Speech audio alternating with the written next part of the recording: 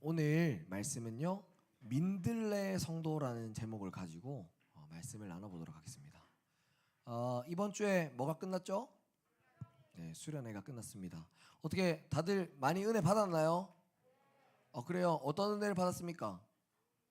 뭐요? 좋은 뭐요? 주사. 네, 어떤 은혜 받았어요? 뭐가 제일 좋았어요? 다 좋았어요. 오, 네. 짜고 친 것 같잖아요, 뭔가. 네. 기도 시간도 좋았고, 전도사님은 개인적으로 약간 그 마지막에 축복하는 시간대에 원래 레파토리 상으로는 찬양팀이나 이런 친구들이 막 전도사님 축복할 시간이에요 이렇게 얘기해 줄 줄 알았는데 우리 고등부 친구들이 전도사님도 축복 받으라고 얘기해 줘서 뭔가 사랑받는 느낌이 나서 울컥했습니다. 하트 고마워요. 좋습니다. 아무튼 전사님은 그런 부분에서 되게 은혜를 받고 또 사실 말씀 시간에도 전사님은 전사님 스승 목사님 오셨기 때문에 한 5번 정도 눈물이 났던 것 같아요. 났던 포인트들이 있었고 기도 시간도 사실 같이 기도하면서 참 많이들 기도하고 싶었구나. 하나님 앞에 기도할 제목들이 참 많구나 이런 것들을 느끼면서 은혜가 되게 많았던 것 같습니다. 아무튼 여러분 이렇게 우리가 수련회를 다녀오고 나면 수련회를 다녀오거나 혹은 은혜가 되는 말씀을 듣고 나면요 일상으로 돌아가게 되죠. 일상으로 돌아가게 됩니다.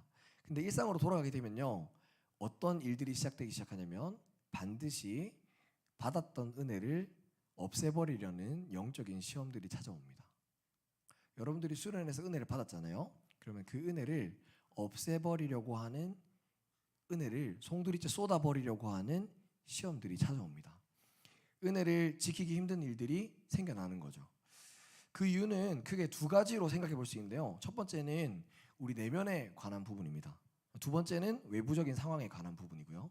먼저 첫 번째, 내 내면에 관한 부분은요. 내 안에 있는 죄성이랑 관련이 있습니다. 죄성이랑. 그리고 죄성이랑 관련이 있고 그로 인해서 나타나는 영적인 게으름 때문에 그래요. 우리 안에는 죄가 있어서 끊임없이 하나님으로부터 멀어지려고 합니다. 멀어지려고 해요.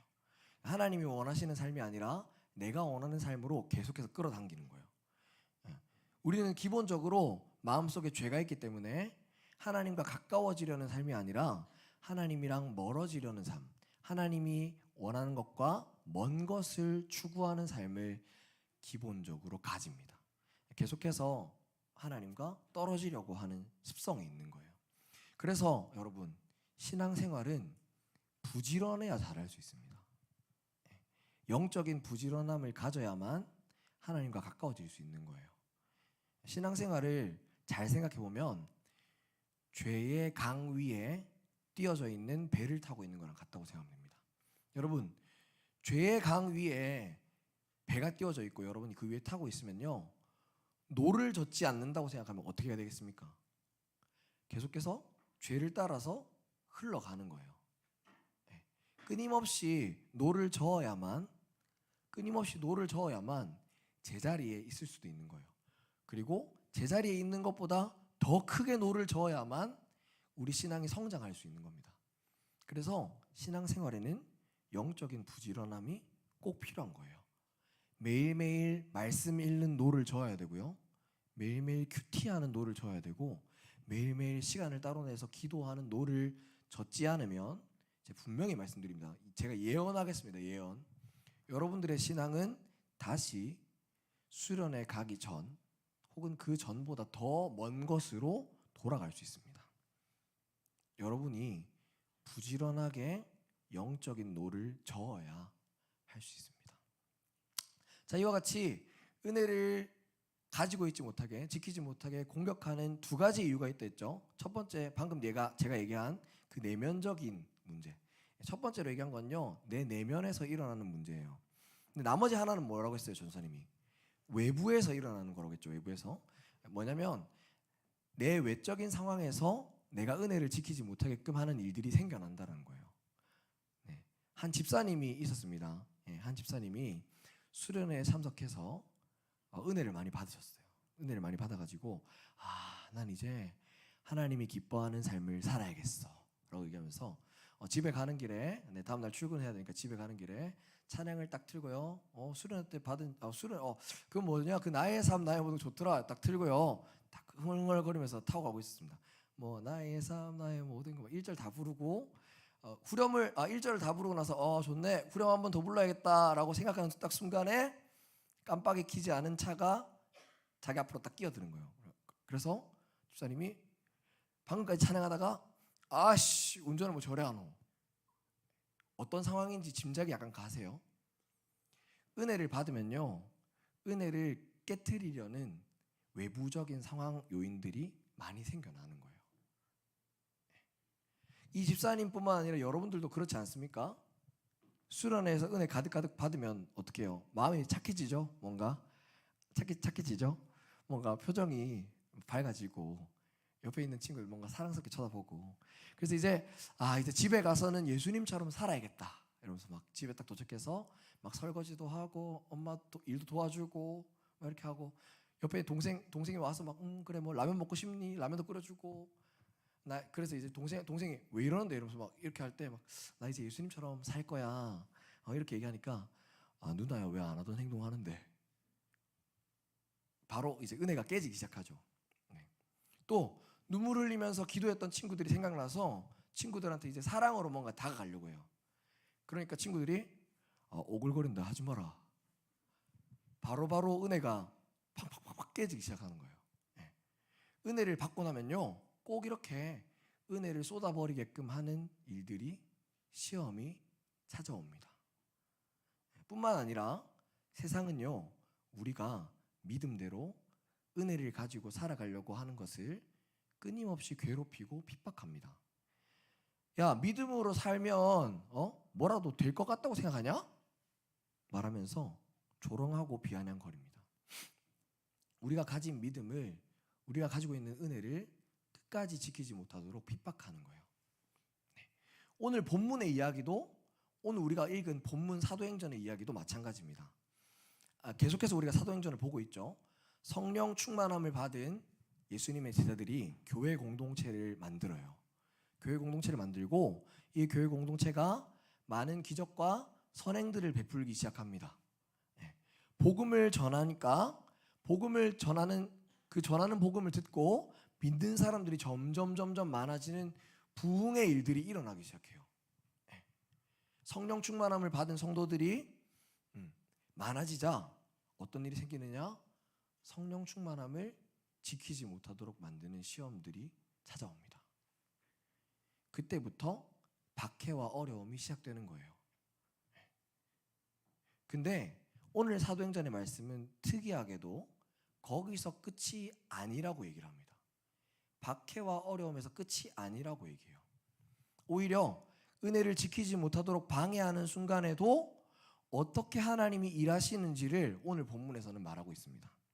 오늘 제가 본문의 말씀을 통해서 여러분의 마음을 공격하는 어려움, 시험 속에서 여러분이 기억해야 될 건 뭔지 또 여러분이 만나야 될 하나님은 어떤 분인지 나눠보도록 하겠습니다. 먼저는요 오늘 말씀이 어떤 상황에서 쓰여졌는지를 알아야 됩니다. 지난주 설교 때 거의 절반이 안 왔거든요. 고향 가서 예배 다 드렸죠? 네, 좋습니다. 지난주 설교 때는요 우리 순교에 대해서 얘기를 했어요. 스데반이라는 한 사람의 이야기를 하면서 이 스데반이 초대교회 사람들 중에서 성령 충만해서 칭찬받는 사람이었다. 그리고 이 사람이 집사로 세워진다 라고 얘기를 했죠. 그리고 이 성령 충만한 스데반이 기적을 막 베풀기 시작합니다. 그러자 스데반을 모함하는 사람들이 생겨나요. 거짓 증인들을 세워서 스데반을 결국 돌에 맞아 죽게 만듭니다.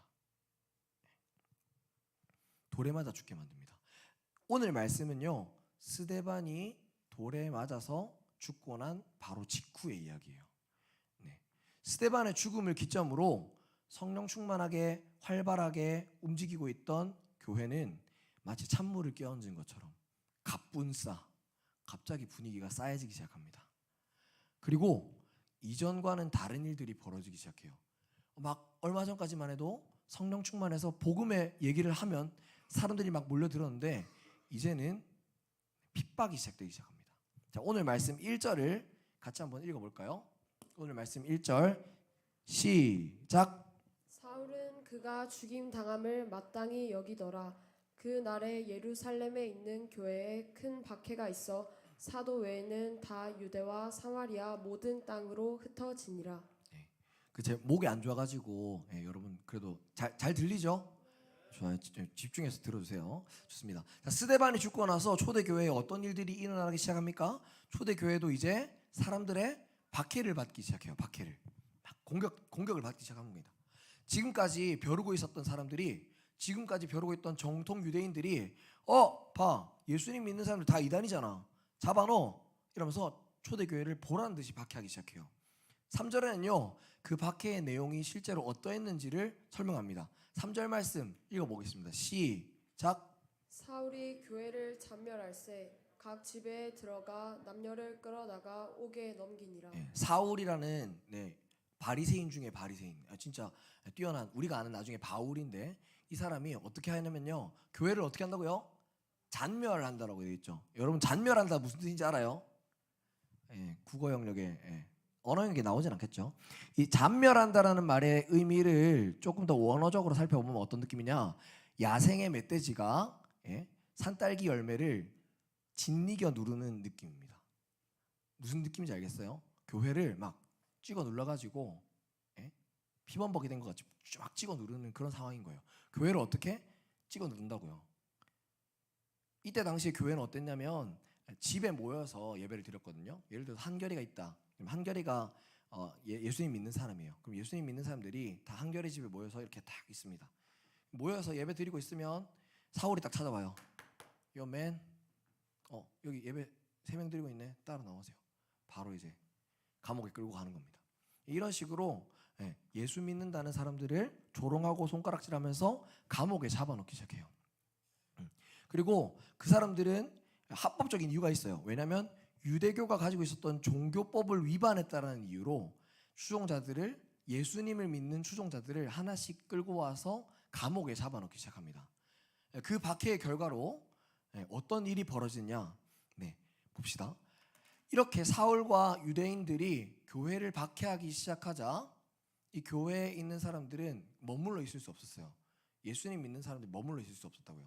자, 1절의 뒷부분인데 다시 한번 이 색깔 친 부분을 신경 쓰면서 다시 한번 읽어보겠습니다. 시작. 사울은 그가 죽임 당함을 마땅히 여기더라. 그 날에 예루살렘에 있는 교회에 큰 박해가 있어 사도 외에는 다 유대와 사마리아 모든 땅으로 흩어지니라. 박해를 받는 초대교회의 성도님들은 예수님의 제자들, 사도들을 제외하고 하나 둘씩 어떻게 한다고요? 흩어지기 시작합니다. 모여서 같이 예배 드리다가 이제는 흩어지기 시작하는 거예요. 근데 여러분 이 말씀에 뭔가 한 가지 특별한 점이 보입니다. 이상한 점이 있어요. 이상한 점이. 왜 이상한 점인지, 자 1절 말씀 여러분 보고 있죠? 어떤 점이 이상한 점인지 한번 찾아보시겠어요?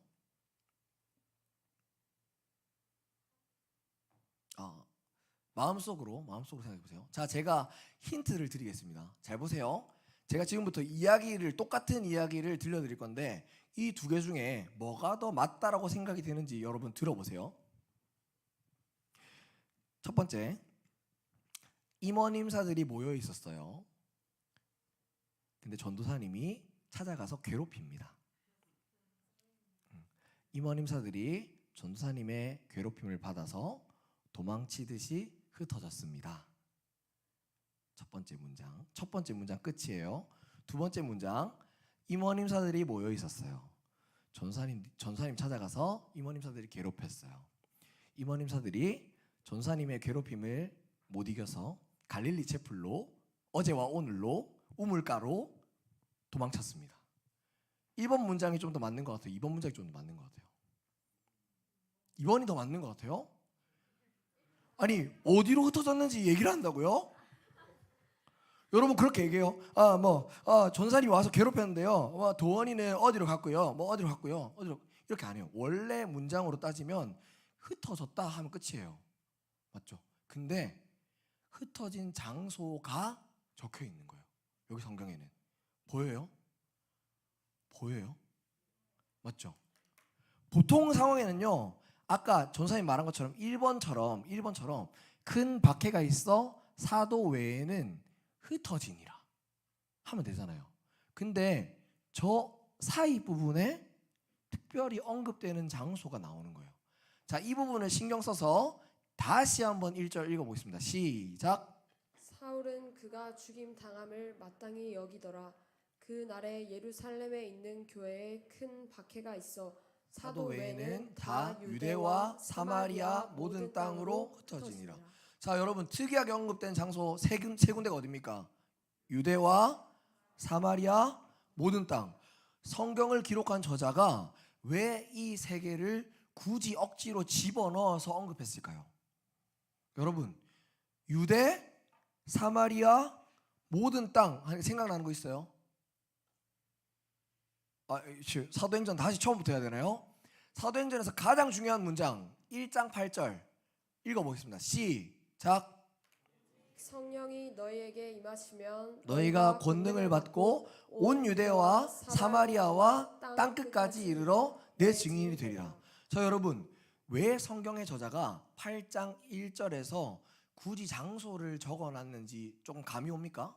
그것도 사도행전에서 가장 중요하다고 얘기했던 1장 8절에서 언급한 장소를 적어놓은 거예요. 자, 이 말씀 누가 한 거예요? 사도행전 다시 공부해야 되겠네요. 여러분, 예수님이 하늘로 올라가기 전에 쟤들한테 마지막으로 한 얘기라고 했잖아요. 맞죠? 봐요, 얘들아, 내가 지금부터 하늘에 올라갈 건데 나 올라가면 너희를 그냥 내버려 두지 않고 내가 너희들한테 성령을 보내줄게. 성령이 너희에게 찾아오시면 너희가 성령의 능력을 받고 온 유대와 사마리아와 땅끝까지 가서 너희가 나를 증언하는 증인이 될 거야 라고 예수님이 말씀하신 거예요. 이 말이 무슨 말일까요?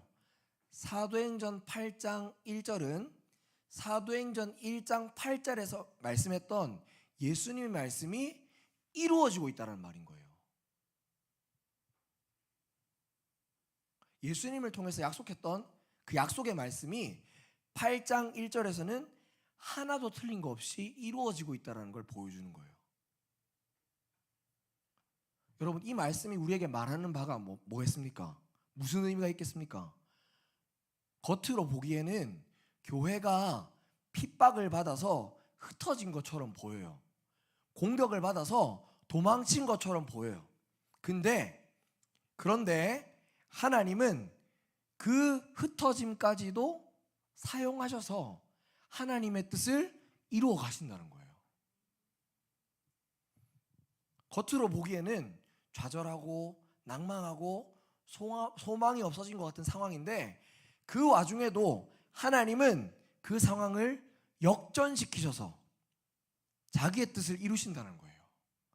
하나님은 우리의 삶을 역전시키셔서 일하시는 분이심을 우리에게 말해주고 있는 거예요. 전사님을 따라합니다. 하나님은 역전시키시는 분이다.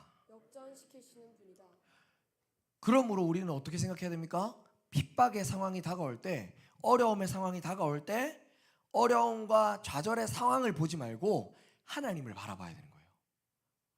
하나님의 계획과 뜻이라면 반드시 이루시는 분이심을 우리는 기억해야 됩니다. 지금 눈앞에 보이는 어려움에 좌절하는 게 아니에요. 역전시키실 하나님을 기억하면서 포기하지 않고 믿음을 지키는 삶을 사는 겁니다.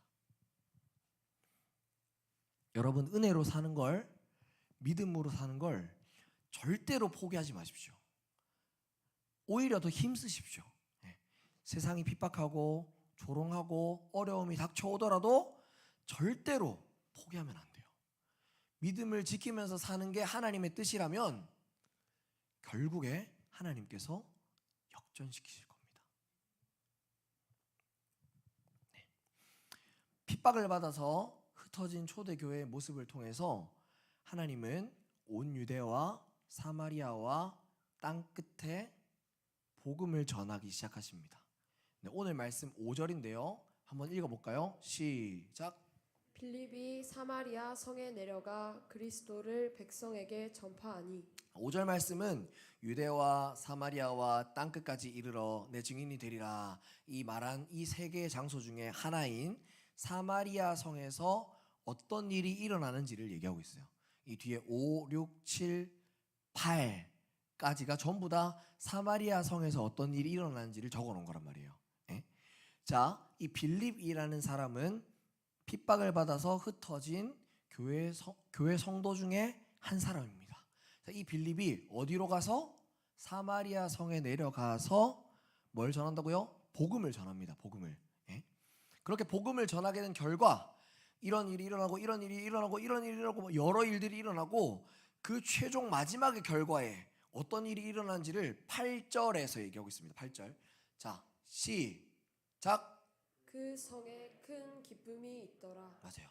핍박을 받아서 흩어진 그리스도인 중에 한 사람인 빌립이 사마리아 성에 복음을 전하자 어떤 일이 일어납니까? 사마리아 성에 큰 기쁨이 일어나게 됩니다. 이전까지는 없었던 큰 기쁨이 넘쳐나게 된 거예요. 자, 상황이 어떻게 진행되는지 이해 가시죠? 자, 그러면 우리 거꾸로 한번 생각해 볼게요. 거꾸로. 자, 사마리아 성에 큰 기쁨이 가득하게 된 이유가 뭡니까? 빌립이 사마리아 성에 들어가서 뭔가를 전했잖아요. 맞죠? 뭔가를 전했기 때문이죠. 핍박을 받아 흩어진 그리스도인 빌립이 사마리아 성에 들어가서 사람들에게 무엇인가를 전해서 기쁨이 일어나는 거예요. 맞죠? 자, 말씀 한번 다시 보겠습니다. 4절이랑 5절인데요. 이번에는 뭘 집중해서 보느냐? 핍박을 받아서 흩어진 사람 빌립이 사마리아에 있는 사람들에게 무엇을 전했는지를 초점을 두고 보면 돼요. 무엇을 전했는지. 4절 5절 같이 보겠습니다. 시작. 들이 두루 다니며 복음의 말씀을 전할세 빌립이 사마리아 성에 내려가 그리스도를 백성에게 전파하니. 네, 빌립이 사마리아 백성들에게 전한 거 무엇이었습니까? 첫 번째, 복음의 말씀. 두 번째, 그리스도. 맞죠? 자, 보세요. 4절 위에 있는 두 줄은 흩어진 사람들이 한 모든 일들을 공통적으로 얘기하는 거예요. 그리고 밑에 있는 두 줄은 그 구체적인 예를 설명하는 겁니다. 아시겠죠? 자, 잘 따라오세요. 잘 따라오세요. 놓치면 안 됩니다. 그 흩어진 사람들 5절에 누구예요? 빌립. 맞죠? 두루 다니며 어디로 두루 다니며? 사마리아 성에 내려가. 갔죠? 복음의 말씀을 전할세 그리스도를 백성에게 전파하니. 전할세 전파하니 지우고 하면은 뭐랑 뭐만 남아요? 복음의 말씀과 그리스도가 남죠. 여러분, 이게 뭐라고 하죠? 소고법인가요? 소고법? 지워봅시다. 자, 그 4절 땡땡 이꼴 해가지고 5절 집어넣어 보세요. 그 흩어진 사람들 지우고, 빌립 지우고, 맞죠? 제일 끝에 전할세 지우고, 전파하니 지우고, 맞죠? 두루 다니며 지우고 성에 내려가 백성에게 지우면 뭐만 남아요? 복음의 말씀은 뭐다? 그리스도가 남는 거예요. 무슨 말인지 알겠어요? 이 말이 뭐냐? 말씀이 있는 곳에 뭐가 있다? 그리스도가 있다 하는 거예요. 사마리아 성이 기쁨으로 가득 찬 이유는요, 그리스도가 있었기 때문입니다. 다시 말하면 말씀이 있었기 때문이에요. 말씀이 있는 곳에 예수님이 있고 예수님이 있는 곳에 기쁨이 가득합니다. 여러분, 수련회 갔다 오면 기쁘죠? 왜 기쁜지 알아요? 여러분의 마음속에 말씀이 있어서 그래요. 말씀이 있으니까 그리스도가 있고 그리스도가 있으니까 기쁨이 있는 거예요. 여러분의 마음속에 말씀이 선명하게 있기 때문에 예수님이 선명한 거고 예수님이 선명하기 때문에 기쁨이 선명한 겁니다. 근데 여러분 잘 보세요.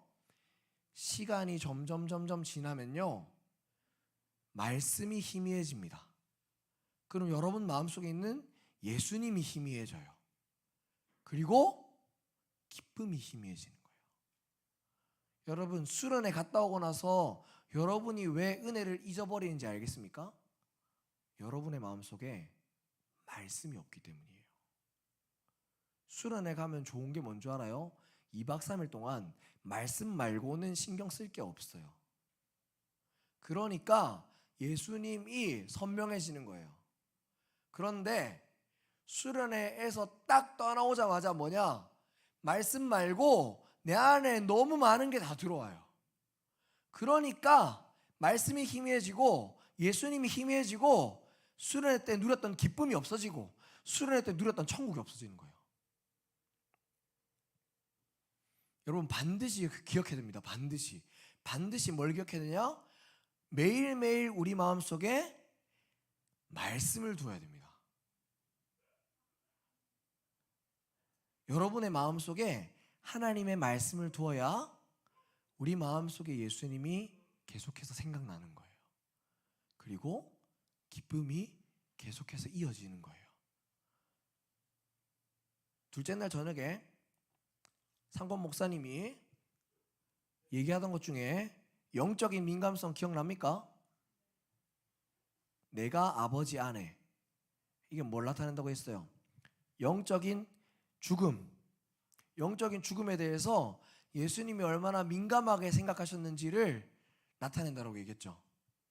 여러분, 내 안에 말씀이 희미해지는 건 하나님과의 연결고리가 희미해지는 거랑 같아요. 내 안에 말씀이 희미해지는 건 영적인 죽음 상태로 가는 거랑 같다고요. 여러분의 영혼이 말씀이 없어서 죽어가는 걸 방치해 두지 마십시오. 매일매일 말씀을 읽어야만 진짜 우리가 행복할 수 있습니다. 성경 있는 친구들 있으니까 제가 하나만 더 설명드릴게요. 요한복음 1장 1절 한번 펼쳐볼까요? 요한복음 1장 1절. 되게 간단한 말씀입니다. 찾았나요? 읽어볼까요? 시작. 태초에 말씀이 계시니라. 이 말씀이 하나님과 함께 계셨으니 이 말씀은 곧 하나님이시라. 네. 태초에 뭐가 있었다고요? 이 말씀은 헬라어로 로고스인데, 여러분, 말씀은 그냥 예수 그리스도랑 같다고 생각하면 돼요. 그냥. 자, 태초에 뭐가 있었다고요? 예수 그리스도가 있었으니 이 예수 그리스도가 하나님과 같이 계셨던 거예요. 근데 이 예수 그리스도는 곧 누구라? 하나님이라. 말씀이 예수님과 같다라는 걸 얘기해 주는 거예요. 여러분, 꼭 여러분 마음속에 예수님이 찾아오셨으면 좋겠습니까? 그러면 여러분 마음속에 말씀을 두세요. 하나님은 말씀으로 우리에게 말씀하시고 말씀으로 우리 안에 함께 하십니다. 여러분들이 말씀을 잊지 않아야만 예수님을 기억하는 삶을 살 수 있습니다. 말씀을 맺겠습니다. 여러분, 오늘 말씀의 제목 기억합니까? 맞아요. 민들레 성도죠. 네. 민들레는요, 특징이 하나가 있는데 어떤 특징이 있느냐? 바람에 날아가는 씨를 만들기 전에 꽃을 피웠다가 웅크린다고 합니다. 꽃잎을 떨어뜨리지 않고, 꽃잎을 하나도 떨어뜨리지 않고 웅크린다고 해요. 민들레가 웅크러들었다는 건 이제 곧 날아갈 씨가 만들어진다라는 뜻이에요. 여러분, 우리의 삶도 그렇고 우리의 믿음도 그렇고 이와 같습니다. 세상이 우리가 은혜로 가득 차서 활짝 핀 꽃이 되었을 때 우리를 웅크리게 만들 거예요. 여러 가지 핍박을 하고요, 조롱을 하고요, 여러 상황들로 우리가 웅크러들게 만들 겁니다. 근데 그런 상황이 찾아올지라도 우리는 반드시 기억해야 됩니다. 뭘요? 하나님이 우리를 날아갈 수 있는 씨앗으로 가다듬어 가시는 시간이라는 걸 기억해야 됩니다. 어려움 가운데서 우리 삶을 역전시키시는 하나님을 기억해야 돼요. 또 여러분, 하나님을 기억할 뿐만 아니라 은혜를 잊지 않기 위해서 기쁨이 되는 말씀을 우리 안에 계속해서 두는 삶을 살아야 돼요. 영적인 부지런함을 가지고 매일매일 하나님께 나아가는 노를 저어야 돼요. 말씀이 있는 곳에 예수님이 있고 예수님이 있는 곳에 기쁨이 있습니다.